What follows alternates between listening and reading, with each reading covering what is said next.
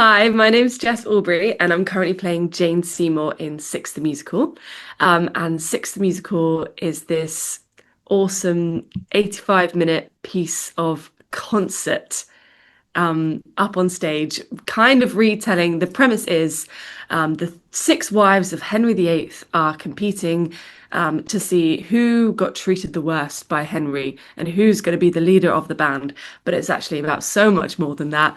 And it's such a feel-good piece, celebrating fixing each other's crowns, helping each other up, the fact that competition can reduce us to things that aren't true to ourselves. And my goodness, is it a concert? It's a triple threat, Beyonce inspired piece of energy. And I just personally love it. And being such a big fan of the show really helps me love every second on stage. And before Yeah, I think that's what yeah, I'd say. that Yeah. works perfectly. And then before we kind of delve into six, just gonna scroll back for you. Where did your kind of love performing begin?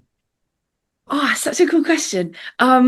I thought about this quite recently because I think often I go, oh, I did this, or this, but it's definitely my parents. Like my dad has, like as a kid, you hate the taste of your parents' music, but my dad has the best taste in music, Yeah. and all the bands he used to play for me are now like my favorite bands. So definitely, like music has always been such a big part of my family. He'd always play stuff on the CD player, in the car, on the tape. So I've always had music around me. My mum's actually got a really beautiful voice, but she would never sing beyond her kitchen. But very fortunately, I was very lucky to go to dance lessons when I was a kid. And I think just you start to meet your people at a very early age, and then you start to do the little school plays. Like I didn't get a lead role until I was 18. Like it wasn't like a thing that I ever dreamt I could do, but I just loved it. And there's something just that just pulled me to it from a very early age. And I think it's the people. I think like I guess when you're at school, it seems like the misfits, or it seems like the queer people. And obviously, at school, that was not as open as it is now, which I'm so grateful to see it be more open at schools. But it was just a really cool space to meet people. And then I saw my first musical was Cats. And obviously that's a fever dream, but I loved it. And my brother and I would like separate the Cats characters, and we would play it on the tape in the car and loved that so much. But then we didn't really ever go see musicals anymore. Like that, it was just quite expensive, so it wasn't a thing that my family grew up with. But we got free tickets to the Panto every year with my dad's work, so always kept theatre alive. And like I said, I didn't really get like a lead role or anything. I never really thought I could actually do this until when I was 18 years old, like sick form, year 13. And my Marius in Les Mis, I did Les Mis as Eponine, and the Marius was 12 years old. The Jean Valjean was 13 years old. Do you know what I mean? Like, I should not have been in that production, but I made it, mama. Yes. And honestly, that changed my life. It was like, whoa, I'd love to do this one day. But again, it's just not a doesn't seem like a realistic career path. I suppose because the truth is it really isn't, and it is really, really tricky. And my parents very much told me like this is a really tricky thing. So then I went to uni and did philosophy, politics, and economics, and secured like the classic path of a grad scheme, an internship, and then job offers at the end. And then this is like the most special story ever. At my final graduate ball, I had auditioned for drama school, and I'd got in skin of my teeth, like reserve list. Someone had dropped out, and it was just too expensive. And that was okay because it was no worries. I'll do it another time. I'll work for a bit and I'll Yeah. save up. Even though it's a 1 year, it's so expensive, isn't it? And I met the head of economics we were just dancing like, yeah, what are you doing next year? So oh, congratulations, graduating. And he said, what are you doing next year? And I was like, oh, I've got grad scheme, so I'm going to do that for a few years, and then I'm going to go pursue this dream that I have. Because while I was at university, I managed to meet Rob Madge, Joe Thompson Ubari, like people who I've worked with in the future who were studying English literature and engineering and these crazy things that allowed us to have our little society where we just experienced theatrical joy. And never actually thought we'd ever do this, but touch wood, we're still going. Anyway, sorry, I'm completely divergent. But my head of economics said, why are you doing that? Why aren't you doing what makes you happy? And I was like, what do you mean? And he Yeah. was like, why are you doing something later? Because you probably won't, and you've got to do it now. And he gave me a summer job, and I saved as much as I could with him, and I worked as many jobs as I could, and I did it. And I'm so grateful for him. If he hadn't have said that, if he hadn't have like spoken the truth, that would have, I don't know if I'd ever be here. And I'm so grateful to the head of economics at Warwick University for forcing me to come and chase my dreams. And it was really special. I got him up on stage at Wicked to come take some photos after watching me. And it was just the coolest. And yeah, I'm still pinching myself. I'm waiting for someone to realize, what is she doing here? But I think we all are. Yeah. However we are within the creative sphere, we all feel like this shouldn't be paid. But yeah, very grateful. And so I guess performers don't really ever talk about is kind of reflecting. Like, how do you reflect on the journey, the roles you've already played up to this point of joining Six? Oh, it's such a horrible thing that we do to ourselves. We just, even when we get a dream job, we go, oh, what's next? Yeah. Oh, I'm jealous because my friend got this, or oh, that looks really cool. It's absolutely crazy how we don't picture what little Jess or little person would say, looking at half the things we achieve. Um, so I really do. I have a little at my mum and dad's house. There's a little my mum's made a cute little frame of any performing photo when I was a kid, and that really it makes me a bit emotional. Like she would die knowing that I get to do this. Yeah. And I think, yeah, any job, big or small, like sometimes the smaller jobs have meant so much to me rather than what you think that big dream job will fulfill you in a certain way. It's yeah, the job doesn't fulfill you. That isn't the case because the minute you get it, you're onto something else. So you have to really um, remind yourself how special it is that you get to do this. And I think it really helps meeting people at stage door, um, and meeting me's at stage door, meeting I Yeah. was that person. And soon that person at stage door will be the next, and I'll go to there and watch Yeah. them. Like it's so cyclical and so infectious. So definitely trying to keep humble is a really big thing, but also trying to be really proud of yourself is harder. To not think, oh, but that's not, I should be on here right now. I'm currently in a cast with a person 10 years younger than me. And for a second, someone would go, oh, you're 10 years behind that person. But it's not at all. We're on our Yeah. own journey. And I love my journey and I'm having a good time. But I think going back and speaking to the little person that would have died, Yeah. knowing that you get to do this is so important. So that's what I do. And obviously, Six is where you are right now, Jane Seymour. What kind of first drew you to Jane in particular? I love what's cool questions. I first auditioned for Six in 2019 for the cruise, and I'd listened to the soundtrack because my best friend had he was obsessed. So he was like, listen to this. So I think we were supposed to go to a birthday party, and instead we just sat there for 45 minutes listening forward and back to this musical. And I was like, what? I don't know whether it was my perhaps limited knowledge of musical theatre, but it felt brand new. I honestly, I'd Yeah. never heard Yeah. anything like it. And the fact that every song was a different style, but still had this cohesion and the voices on the soundtrack. Oh my Yeah. goodness, yeah. And if I'm honest, Jane Seymour's song just seemed a bit too hard. I think Natalie Farris just makes it sound so easy, and it was just really, really a really tricky sing for my personal voice. So I went in, auditioned for any of the Queens. I hadn't actually seen the show yet, but I'd obviously listened to the soundtrack, and I gravitated towards Seymour, Howard, and Parr, and they were my favourite songs on the soundtrack. Well, Get Down is just the best, Yeah. but I don't personally, yeah. And so then being called into the auditions, I was called in for Swing, so Arrogant, Seymour, Howard, Parr, and then just Seymour, Howard, Parr, and then just Howard. So I think, and actually the person who, it was at the time when you got to watch all the finals, which was really special. So you got to watch everyone's audition. And there was a girl there who was just the most perfect Seymour you'd ever met in your life. So I think I let go of that dream really quickly Yeah, yeah, because I yeah, was like, well, she's perfect. yeah, And then, of course, when I went to go watch the show after I'd sadly didn't get it that time, which is fine because yeah. rejection is redirection, and I'm so grateful that that happened that way. I went to go see the tour cast in Milton Keynes, and I still think about it to this day. Yeah, Lauren Byrne yeah, agreed. singing Jane Seymour, and then it was sold. I was like, oh my goodness! And she's a dad joke gal. And then the more people I meet, I'm like, oh yeah, I think I'm kind of like a Howard Seymour, and they're like, you're Seymour, and I was like, I think like maybe I'm like a Yeah, Howard Seymour yeah. part. And they're like, you're Seymour. So I think I couldn't help it if I tried. If I tried to walk in there as any other queen, they'd go, no. Yeah. And Yeah, how would and I just you, love. I guess, how Sorry. would you describe Jane, and kind of has that opinion changed since you took on the role?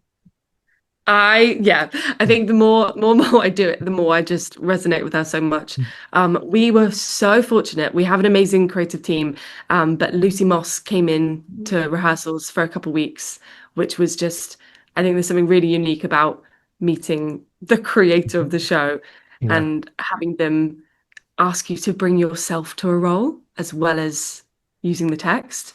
And I think sometimes, not naming names, but some musicals seem quite to the mark, and you have to do this, you have to move your hand like this, and you have to do this, which obviously works because that's what's worked for years. yeah, But it was so refreshing to be able to make choices and Lucy go, yes, I like that. Okay, cool, explore that. So I think throughout the process, we've all kind of intertwined with our queens a bit more and brought ourselves and brought some of Jane or some of the Queen into ourselves. So if you're a swing, you're a genius, basically. I don't know how you yeah. separate it, No, but I've really grown to love the character they've created for Jane. I think historically there's not much written about Jane Seymour, and she had such a tragic ending. So to bring her to life in like as the person I hope she was, I hope she had joy everywhere. I hope she lived in a very different time with her amazing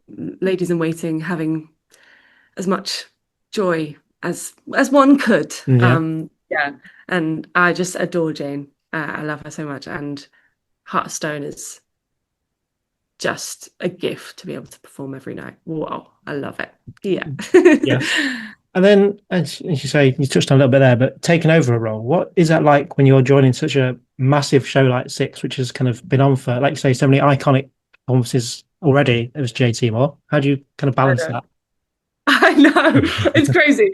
And the amount of like Jane Seymour's I've seen and listened to, and like it's stepping into huge shoes, which is like the little fangirl in me is like, ah, like even the fact like I was a big fan of Lisa before I started, and now she's my dressing room mate, and I'm like, Yeah, ah. So it's just constantly pinching myself with the incredible talent I meet. And I think at the start, and when I was auditioning, it felt like, gosh, the way I need to get this job is by taking what they did and trying to add on to it, or trying to one up it, or trying to go higher, or trying to do this or this or this, because how on earth am I going to compete? But that, like the point of Six as well, it's nothing to do with that. And my Jane is no better or no worse. It's just completely different. And trying to compete or compare is absolutely unhelpful for everyone. yeah, And I've just got to like take inspiration from the incredible people who've worn her costume and just enjoy it. And I think again, with the creative team, I've never known anything like it. They're so celebratory of what you bring, and whether that's three notes, but that's stunning, that's you. And yeah, whether that's going like this, great, that's you, as long as your heart is in it. And I think because so many of us are such big fans of Six, our hearts are in it. yeah, yeah, So we just, yeah, it's me. I'm not competing. It's me, and that's okay. That's yeah. okay. Yes, it is. And then, how do you Yeah. balance the relationship with social media? Because obviously, that's such a big world these days, and you get such an immediate reaction. The Mega Six is obviously filmed every night by hundreds of people. How do you kind of balance that? Yeah, It's really cool because I've used to my For You page on TikTok is before this job was just Mega Sixes Yeah, yeah, yeah. No, you're because in I it. interact with them so much. Yeah, I love them so much. Um, the yeah, I think this is the first job I've had where it has social media has taken off because of the job, and we had social media training, and that all felt really like imposter syndrome. Like, what do you mean people are gonna message us saying you made me cry? I want to be you when I'm older, and I'm like, what? It feels like a lot of pressure. And so we have really good training on how to deal with that, especially because we got warned sometimes they can be quite comparative. And you might see videos where they say, oh, this person was my favorite. I don't like this person. And for us to just try and encourage that the whole point of sex is to not compare and to not have favorites and to celebrate everyone equally. But my personal experience has been really wonderful. I've had some really special messages from like dads of daughters that have come to watch, and I think Six tends to be an audience of young women or non-binary people and mothers or yeah, queer people, not necessarily cis straight men. So to have dad's message saying, I bawled my eyes out and my daughter had the best time, it's so special. And the Queendom fans are so far absolutely incredible. And they've been so supportive. They show up for all of us. So I'm so grateful to be part of it. And they seem like so welcoming. And I haven't felt that comparison at all. It's just been really, really wonderful. So I'm really grateful to be part of this team, and the fans have been amazing. And I love meeting them at stage door. It's my favorite thing. I love it. Yes. And people who haven't seen Jokes with Jane, iconic, iconic. Everyone out there, iconic. Thanks, Mark. We need more. Need more. Oh, we do need more. It's so fun. People around the building come up with some, and I've had a few fans message me with some, so I need to do them again. It's such fun. And yeah, I love making people laugh, and I love laughing. I love laughing more than I love making people laugh. But so anything silly, send it my way. Yeah. Noted. Yeah. And then kind of obviously that bond you create on stage as well as off stage, like you say, making TikToks, making all these videos as well off stage must just create such a family backstage. Yeah, and because it's quite a small building, I think maybe that's why, or maybe they just hire incredible people. We get to know everyone in the building, from the LX sound, wigs, costume. Like it really is a family, and we have a green room, which again is just a place where we play board games, where we um, chat and eat our lunch together. It's like it's such a family, not just the cast, not just the principals and swings, but the whole building. And it's just a really wonderful space and a really safe space to have a moan, to have a I need some help. What's really lovely is we all collectively give one birthday present to everyone's birthday. So we all really care about each other, and we really want, we really know each other quite well, which is really fun. Um, I am sure I've made some best friends forever, but what's really quite unique to this job is not necessarily within the cast, but sometimes that tends to be the case. You stick as a cast and then you start to get to know people throughout the year. But right off the bat, we've just all hang out together and we go to the pub together on a Sunday, and the band, oh, they're so fun. It's just really lovely and no drama Yeah. and just silliness. We get to be silly on stage and we get to be silly off stage. And yeah, and our company manager really just helps nurture that. It's really lovely. We're so looked after, in my opinion. Love it. That is beautiful. And someone I've never kind of really asked one, but obviously in Six you perform with in-ear monitors.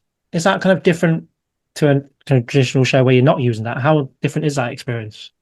Oh, it's so different. And the first time we all did it, we were all like, how are we going to do this? This Yeah. is really hard.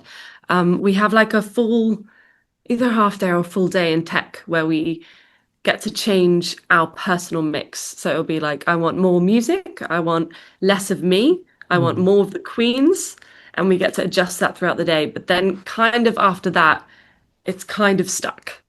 So you can during the show, if you suddenly like you have a cold or you feel a bit off, you can go. We have hand signals to go. I want everything up, everything down. I want me down. So the sound team are constantly watching us, going, "Great, we'll Yeah. change it." So Yeah. we are very looked after, but it is bizarre.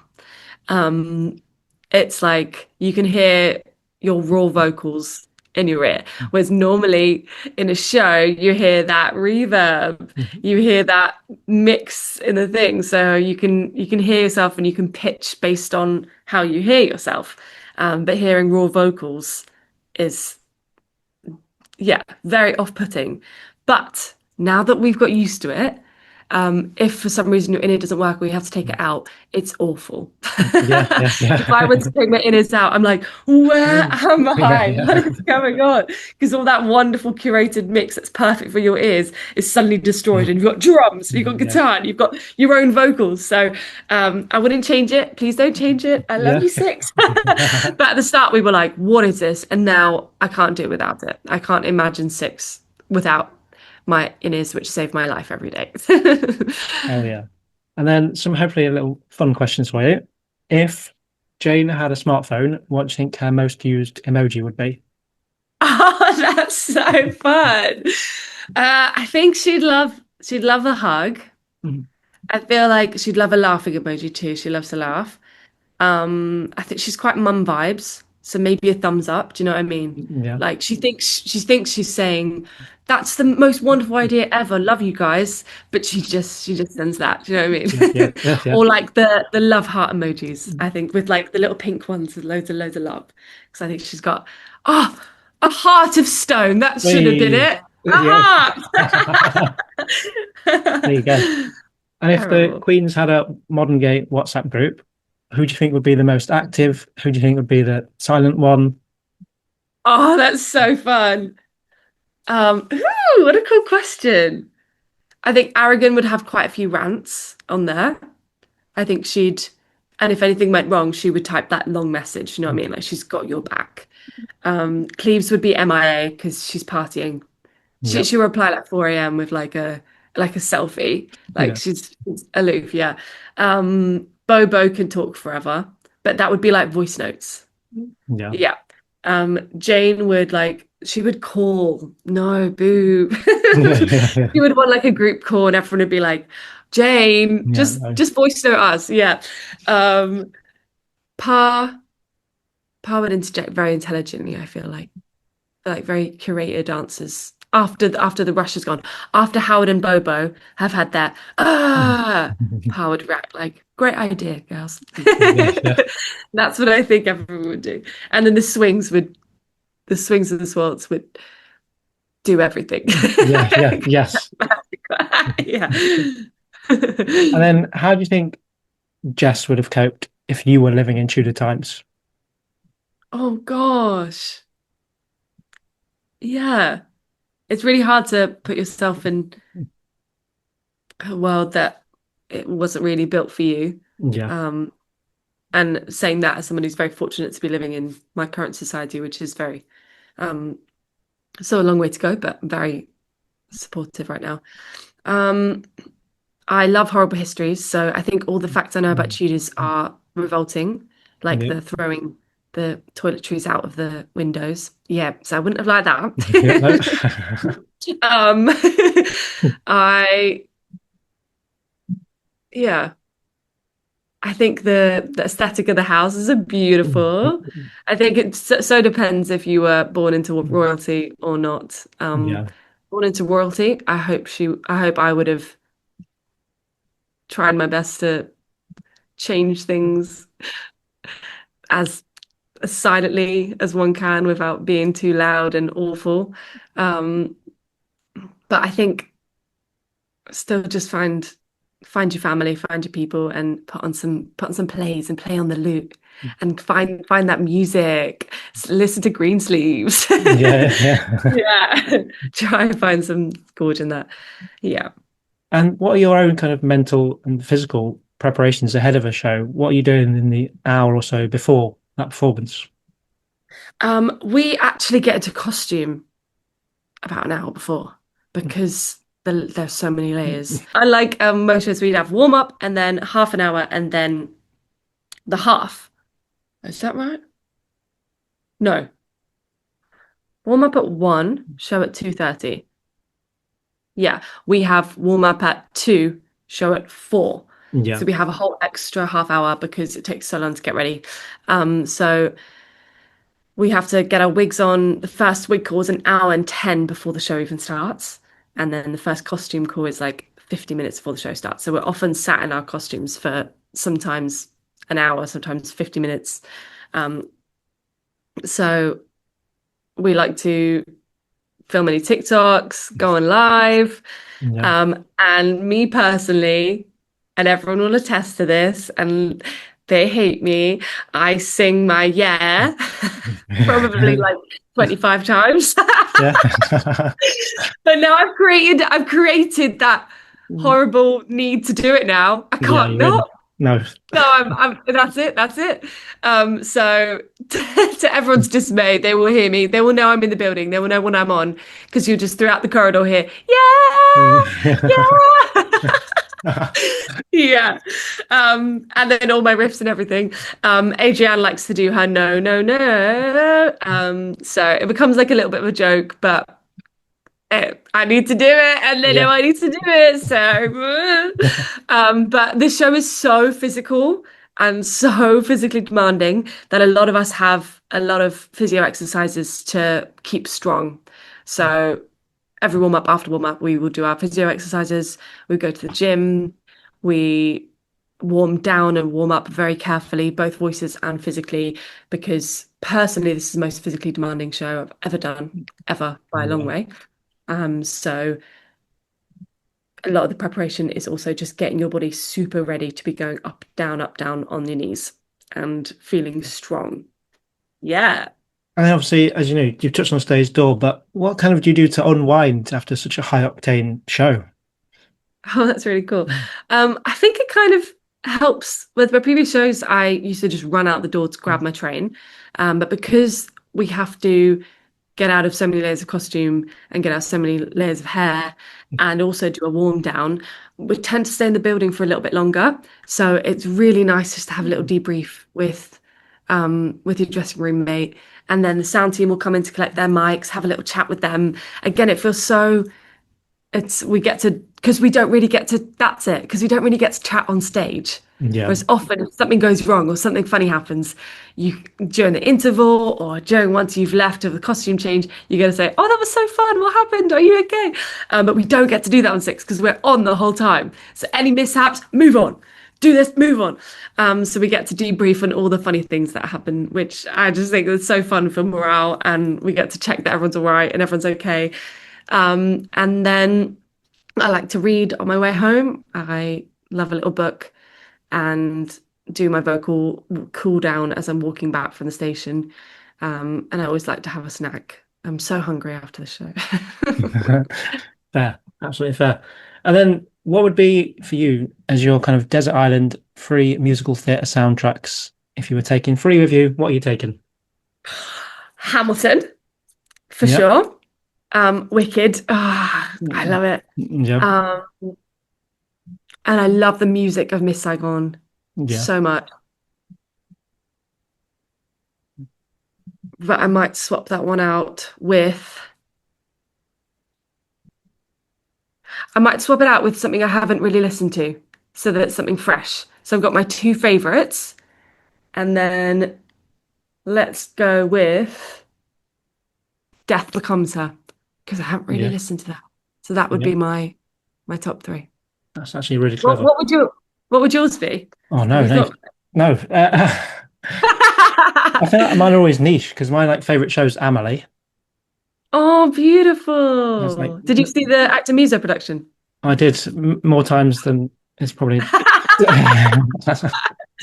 Okay, awesome. Amelie, But great. uh, probably Curious Case of Benjamin Button. Again, that was Oh, I didn't listen to that. that's Oh, great. wait, that was on the one that won all the Olivier's. Yeah. That's Yeah. superb. Oh, It's like gutted. Okay, again, it's great kind of one. similar world, like folky kind of. Yeah. Then Okay. probably either. either one of those two, which is Rocky Horror or Chitty Chitty Bang Bang, depends what mood I'm in. Stunning. Stunning. I went to see Rocky for the first time the other day. I had no idea the audience have their own script. Yeah, the first So time's like fun. mad, isn't it? Yeah, absolutely amazing. And then the cast like react to Yeah, it's what an experience. I loved it. So fun. we'll get you in. It'd be perfect, Janet. Yeah. Oh, I'd love to. My friend is doing Magenta. Yeah. And she was like, Jess, you need to be Janet one day. It's so fun. And I was like, okay, Okay, manifest. okay, you're in. And Love then to. to simply wrap up our conversation, what would you hope an audience member takes away from seeing Six? Oh, um, I love that. And we actually got asked this a lot during rehearsals. I think the rehearsal process was not just learning the material, it was learning what um not obligation, responsibility we have to try and show the message of the show and not just perform the show. So I would hope they feel a nice little mirror being held up to them in the way that we naturally compare ourselves so much and we rate our worth based on where we rate other people's worth and how futile and silly that is and harmful it is. And that lifting up your friends and celebrating them and burning them bright is it makes you feel so much better and doesn't take away from your wonderful light. Um, to find joy in the sad times, um, to bring people joy when they're in their sad times, to feel connected to the struggles that are still going on for female and non-binary people and the trans community and the inequalities that are still so present in this world and to fight and be brave to fight. And then also to feel connected to each other because that was an experience watching the show, but also you are sat next to people who you can also show incredible kindness to and strength to and support to. So I think it's all about uplifting, not comparing, and a reminder that the patriarchy is still there. Um, and to be a part of trying to fix the world and trying to make it a better place for you and those who don't have as much privilege as you. Yeah, it's just Yeah, an awesome show. I wholeheartedly agree. A pleasure. I presume you're going to be with it till February next year, currently. Yeah, yeah. We're all Excellent. waiting to hear any extensions, but yes, till February next year. So I get to hold on to Jane for as long as I can. Beautiful. Yeah. Just leaves me to say that Six continues at the vaudeville. It's going to be there forever, isn't it? Hopefully. Hopefully. Forever and ever and ever.